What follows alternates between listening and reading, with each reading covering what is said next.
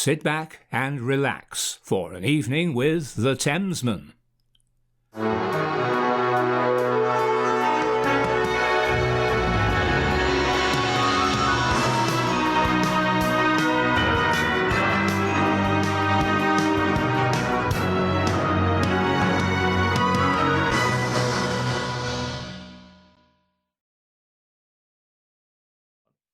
Hello, welcome. We are the Thamesmen. Hello, George. How are you?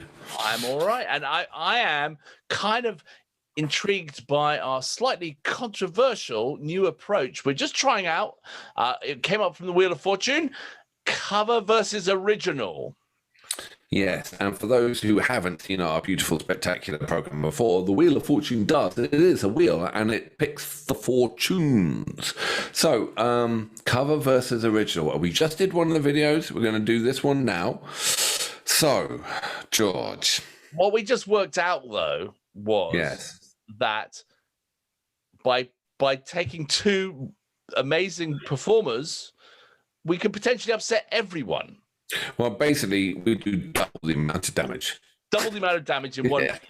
Yeah. And there's always going to be people disagreeing with. So, anyway, look, we'll see what the response is like. If you like what we're doing, give us a thumbs up now. If you don't, just give us a thumbs down, whatever, you know. But it's good to try things out. I loved it. I loved the last video. Right, okay. So what have you got? So you've got the original in this one. And so what is your original, sir?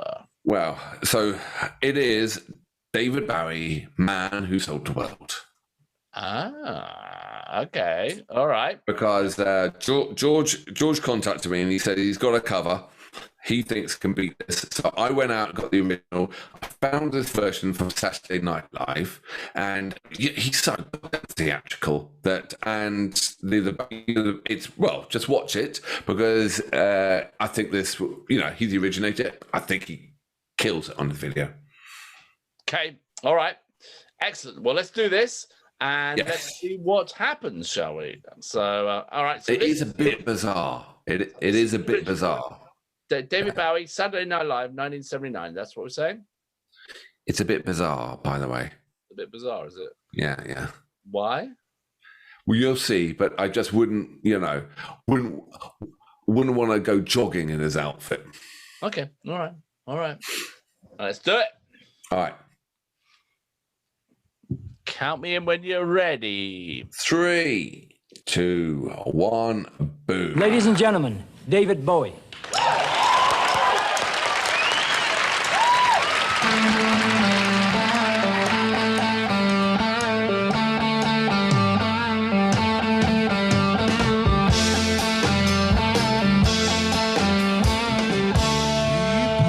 Upon the stair and spoke of once and when, although I wasn't there. He said I was his friend, which came as some surprise. I spoke into his eyes. I thought you died alone a long, long time ago.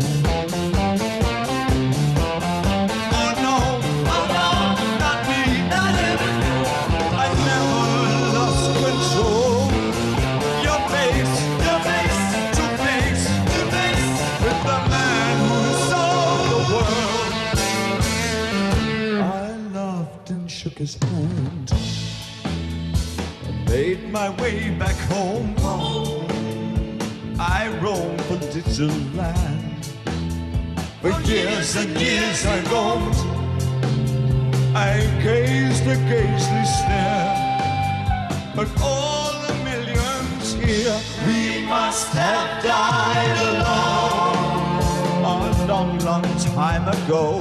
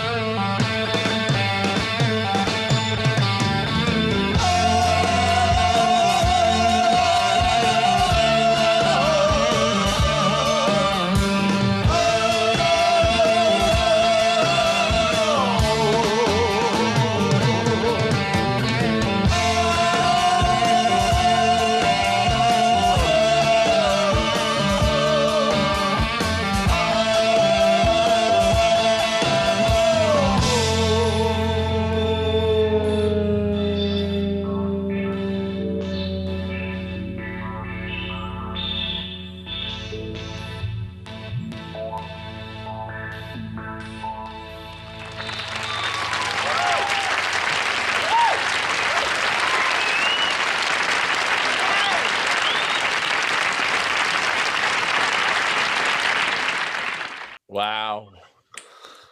That's crazy. That is just phenomenal. I mean, Bowie he's an artist. He's not just a musician, he's an artist. He paints pictures, and he like his control of his image and his space and his his ability to change, like a chameleon, and what were you actually watching a theatre piece there with mimes?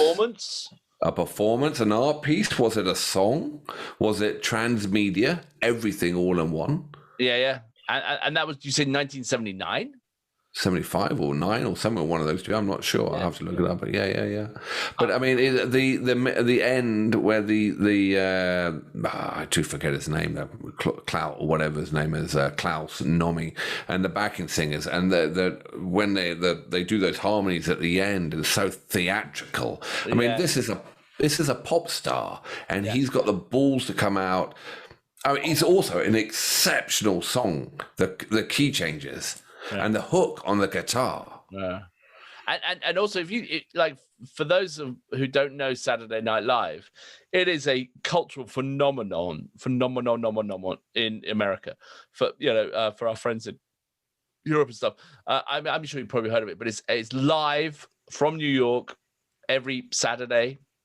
So the performances they go live to air. They don't record. Well, they record it for the West Coast, but it's live, and so all the comedy, all the acts, everything just happens live, and so it's amazing what they do out there, and it makes really interesting productions. How do you think that person got their job as the wardrobe manager? Well, for Bowie. Yeah, do you think she said, they sat down and it's like, Dave, got a great idea, cardboard box, right, you can't move in it. You're not allowed to move. It's cheap, we can knock them out. I don't think that was a cardboard box. I think that was like something a bit more proper. Like, when does David said, genius, you're in. But the, what was that saying? What was that expressing?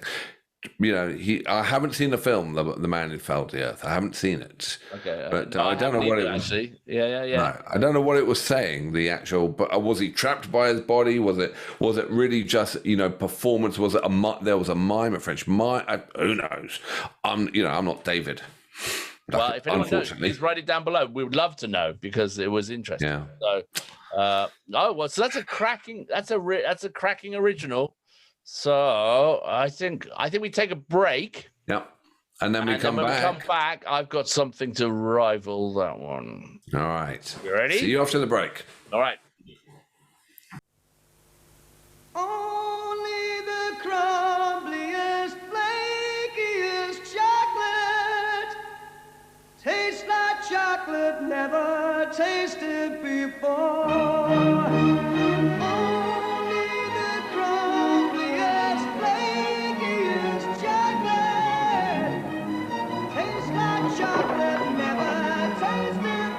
Cadbury's Flake, the crumbliest, flakiest milk chocolate in the world. Welcome back. So, Alex chose a cracking track, Mr. David Bowie, a man who sold the world in his cardboard box, and I've got an inkling.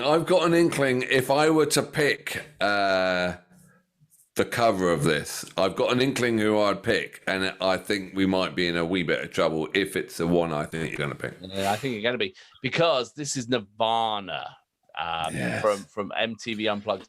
And let's face it, MTV came up with this concept of unplugged shows, TV shows, which was brilliant, where they'd have these, screamingly loud, rock, alternative, indie bands, and they'd have to play acoustically, so to speak, in a kind of stripped down fashion, and then this Nirvana, and then this track. Damn for you, God damn it for picking this track. I haven't seen it for years. I've heard it because it's on my playlist in the car. Now and again, it pops up. Oh my god, let's do this. Yeah, Let's I mean, get this was a magnificent idea and approach and just a great version. So, okay, so let us put on All our right. headphones and let's see what happens. The man who said the word. Okay, so you still got the Bowie one in your head? Yeah. You ready? Yes. So, you ready? 3, 2, 1, go.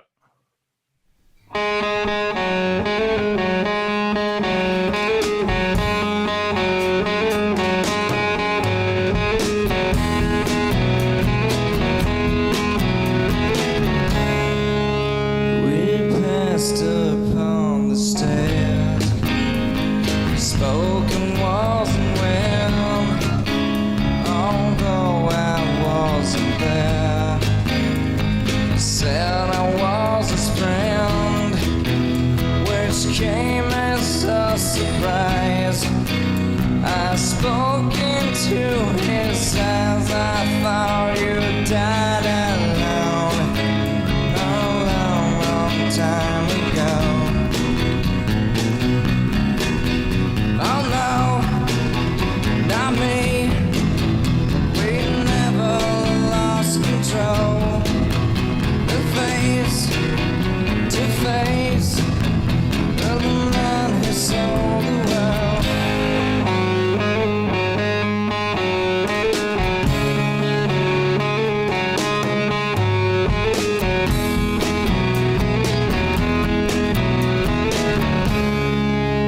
I laughed and shook his hand.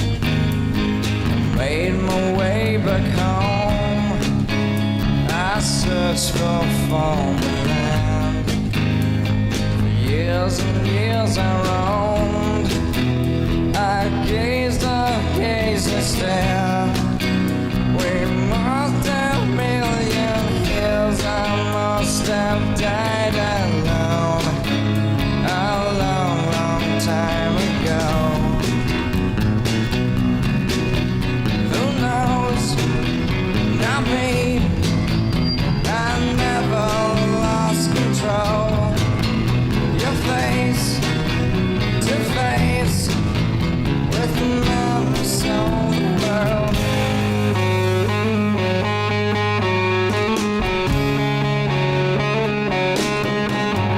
Who knows? Not me. We never lost control. Your face to face of the man who sold the world.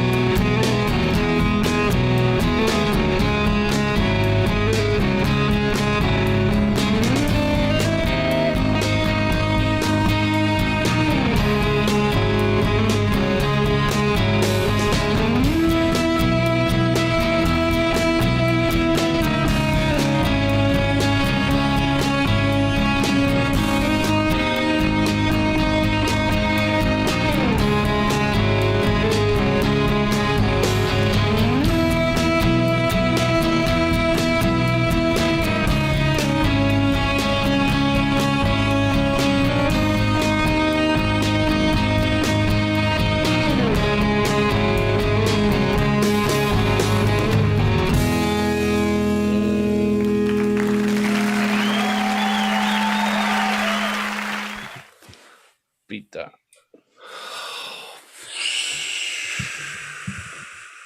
I mean, when I think of the song "The Man Who Sold the World," I think of that version. Weirdly, it's such a good version. That's what I hear. That's what I hear in my head when I think of that song. It's such a juxtapose. It is a really good juxtapose you've created by picking that, because you've got up top right, you've got the huge theatrical performance, and down the bottom left, you've got the stripped out, emotional, bare acoustic, and there is a vast field between. Yeah. But Jesus, did the song come alive when it's stripped down like that? It does, and again, it was like more complete for me. Like the Bowie one was Bowie in that performance. Just saying that performance of Bowie's at Saturday Night Live. It was Bowie plus was Know Me and whatever, and the theatrics. But when it was that Nirvana track, you heard. I mean, maybe it's just as a later recording, better recording. You know, but it felt like a fuller performance, just a magic, and you could really feel the song. You could really hear it. Yeah, well, that was it. You could really hear the song. So you take all the glossy paper away, you know, rip it away, and there's the song, and it's so well written, that song, and when you hear the guitar and the bass, and they're both in, you know, thirds, dum dum dum dum dum dum, and you hear then the other run, it's like that smart. There was so much veneer on the Bowie version, and theatre that the song is just a component, where it was such a good component that when it was stripped away, it's like you could see how beautiful the grain of the wood is under all the paint. Yeah, no, you're right. It was. I mean, you're never going to knock Bowie because he's amazing. But just like if we're comparing versions, I'm all about the Nirvana version for that one. Now I had a question. I didn't realize this. This is stupid, but Kurt Cobain, he's playing his guitar upside down. Was he left-handed? Yeah.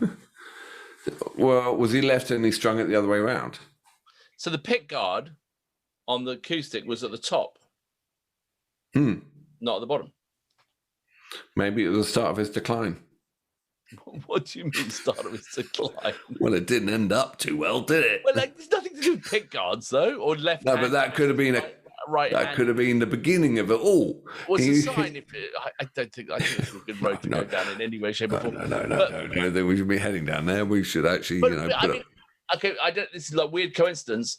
In Jimi Hendrix. Jimi Hendrix. I was going to exactly that. Jimi Hendrix used to string it the other way around and play it left-handed. But Jimi Hendrix. A huge fan of Jimi Hendrix was a guy called Paul Allen, Microsoft billionaire, who collected all his memorabilia. Has a place in Seattle called the EMP Experience Music Project, which has got a museum of all music, but it's also got a whole load of Jimi Hendrix stuff. Nirvana were from Seattle as well, weren't they? Maybe weird coincidence. They were, and Hendrix was from Seattle. When do you know what?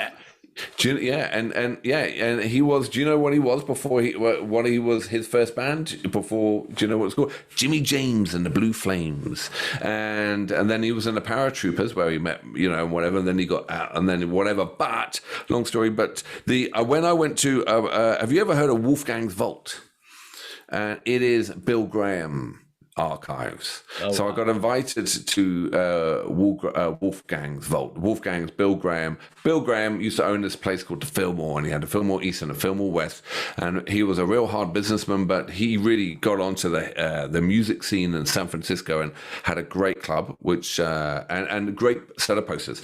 Anyway, he kept an archive, and I got invited because he's no longer. I got invited down to his archive, and I went in and I saw Jimi Hendrix's signature on his contract for the Fillmore. No, I don't know why I'm telling you this. Yeah, but that's pretty cool. But he did. He used to play his guitar. He used to string. He used to go upside down and string it the wrong way around. Jimi Hendrix. Yeah, because he was left-handed. Yeah, which it wasn't so hard to tell on an acoustic because it's the tuning knobs are on either side. But I mean the pick guard was at the top. So anyway, doesn't matter. Sorry, just to... Yeah, no, I got lost there as well. Shall we take a break and then come back and then do the scoring? Mm-hmm. Okay. All right. Message from our sponsors, and then we'll be right back.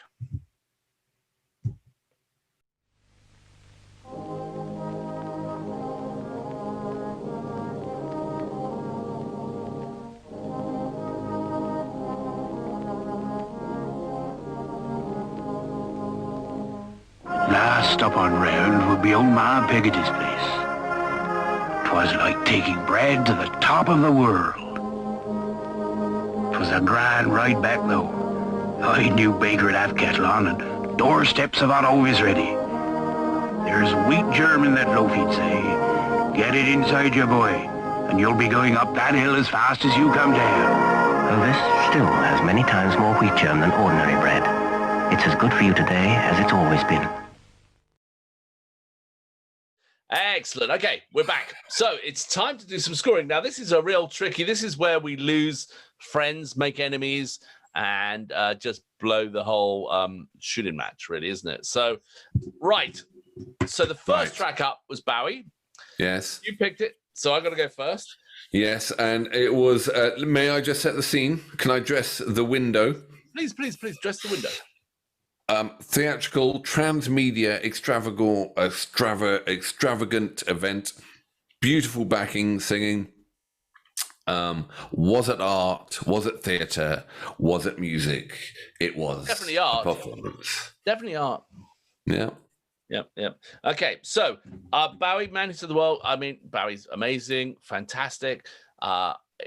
If my score was too low, I might die probably from people because he is. No, but we're doing that song. That song. Okay, forgive me. I think it's, for me, an 8.4. 8.4. Oh. I'm just saying it was. I think the album version's better. I think it was very theatrical. It was a piece of art for sure. It lost something for me because of that. I don't think the album version is better. I think the album version is poorer. Okay, all right. But all right, so 8.4 for you. That's a particularly low score for that song because it was a masterpiece of a performance. You can imagine watching that 16 years old in front of the TV and just thinking, "What the hell did I see?" You know, and then you go and get a cardboard box and you be like that.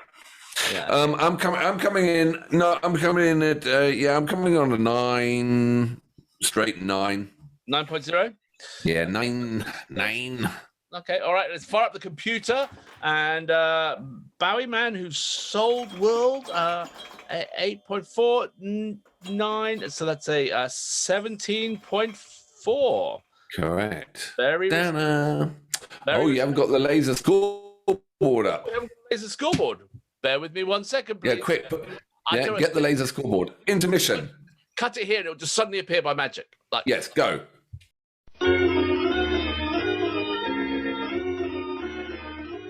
ta-da!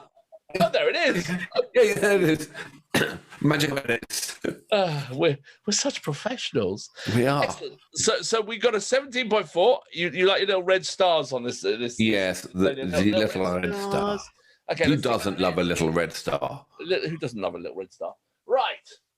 Oh, okay. It's same score as Fleetwood Mac Dreams and our Radiohead Creep, which we did in the previous version. So Bowie. Everyone would back Bowie up. Fleetwood Mac, everyone would back Bowie up. Yeah. I mean, it's Bowie. Oh my God, your chair's disappeared. My chair's disappeared? There we are. All those albums flipping around behind you, I keep thinking what they are, and I keep trying to, name them. So did he, where is he? Can you point? I can point. It is here. So it's Perfect. On 17.9. Bowie, Man Who Sold the World on 17.4. Then we've got Fleetwood Mac Dreams on 17.4. So in good company, I would say. Right. Okay. So all right. So next up, I had Nirvana MTV Unplugged. Cracking performance. All right. What are you going to say, my friend? It's phenomenal. It is absolutely phenomenal. They own that song for me. It was like they wrote it as well, and it was so raw and so perfect. Again, I'm going for a 9. 9, yeah. Same. It was. I'm going to go for a 9.2 to be honest with you, because it was really. I mean, that album, MTV Unplugged, Nirvana, was the Unplugged album for me forever. It was, like I said, the sound of that song, and that song was the crowning moment of that album. so perfect. I also just to back you up on that one. That Nirvana's on my playlist that goes round. The Bowie one isn't. Right. Exactly. You know. So what do you say? I got 9.2. You got a 9. 9. That's far up the computer, and that's a 18.2, isn't it? Yes. Wow. So 18.2. My pen's gone out of ink. All right. Bit of a red star just because you like your red stars. Who doesn't love a red star? I thought you were more of a pink star man myself. But anyway. You're more of a brown star. Okay. So we got another battle on our hands. Okay, where'd it go? Yeah. Because 18.2, Led Zepp, Gallows Pole, Muse, Butterflies and Hurricanes, 18.2. Well, I think Nirvana would back them all up. Yeah, I think because Led Zepp, Muse, yeah, I think you're right. So it's got to go there. Yeah. You got it. So, bear with me 1 second, please. Oh my God, he's got Judy Collins an album down there. Who's that? We can see your bad music behind you. Something my mother loved. It was actually it's a really cool. It's your music collection. You love Judy Collins. I listened to it and it just turns up. It's actually really good. It was called Turn, Turn, Turn, I think was the song. It's really George, we don't care. You do care. It's a lovely song. Judy, no one cares. Can we go back to no? I'm sending you the Judy Collins song. And George, no one cares still. Do you know who Judy Collins is? Judy Collins doesn't know Judy Collins. She does. Does she have an essential Judy Collins album? Playlist? Yeah, absolutely. George, it came up just a second ago. George, there's nothing essential about Judy Collins. If you don't know who Judy Collins is, it doesn't mean... Do you know who Judy Collins is? Oh, yeah, I do. It's got a song. Does your mum know who Judy Collins is? Of course she does. She loves Judy Collins. Yes, that's what I thought. You're like... I'm sending you the track. No, don't. Leave it. Maybe I can find it. No. Sorry, telephone call. No one cares. Can we leave it? If anyone cares about Judy Collins, please leave a note underneath. It'll make my mum very happy and it will annoy Alex. So do it now, please.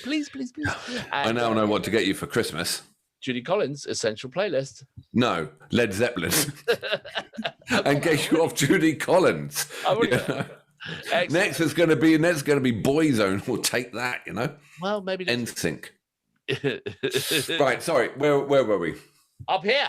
So again, the cover has beaten the original.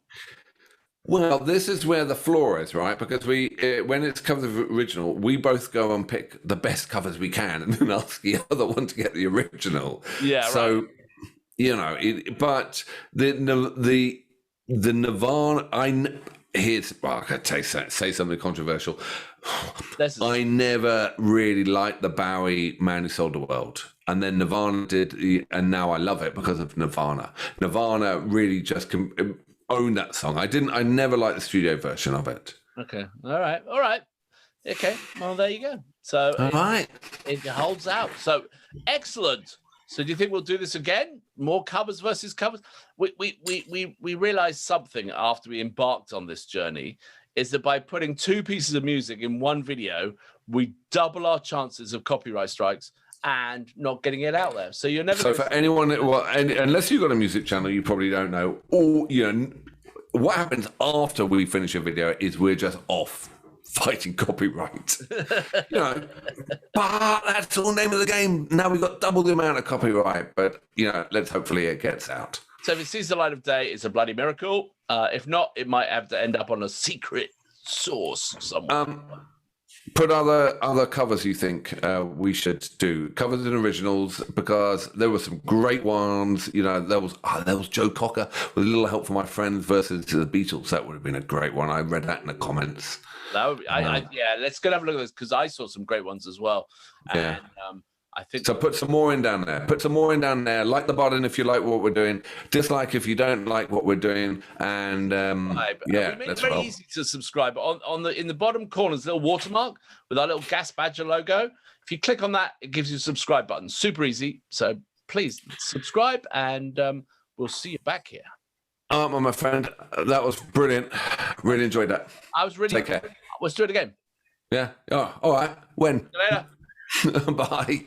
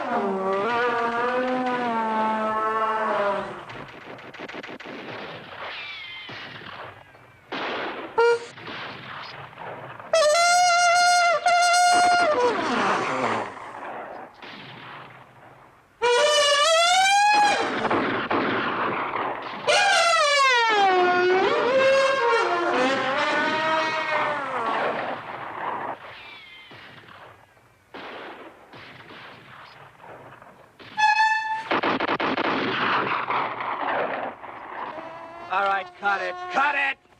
All right, hold it.